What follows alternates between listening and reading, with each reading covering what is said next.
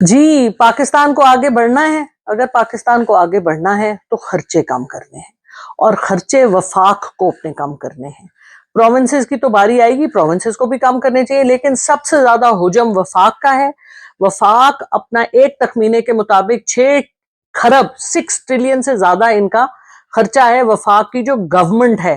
اور گورنمنٹ میں اس وقت فیڈرل میں 42 آپ کی منسٹریاں ہیں، جن میں سے کہ 17 18ویں ترمیم کے بعد ڈیوالو ہو گئی اور ان کو انہوں نے دوبارہ سے بنا لیا۔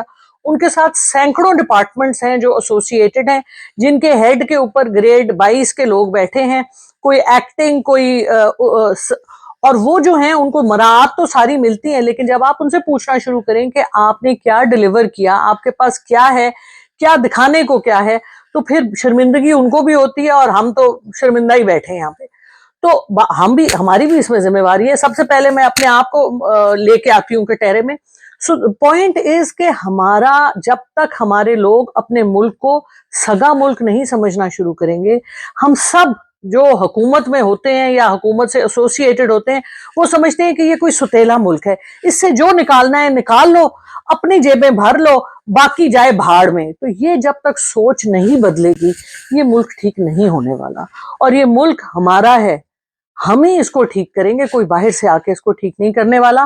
تو ہمیں ماحول بدلنا ہے اور سب کو مل کے بدلنا ہے۔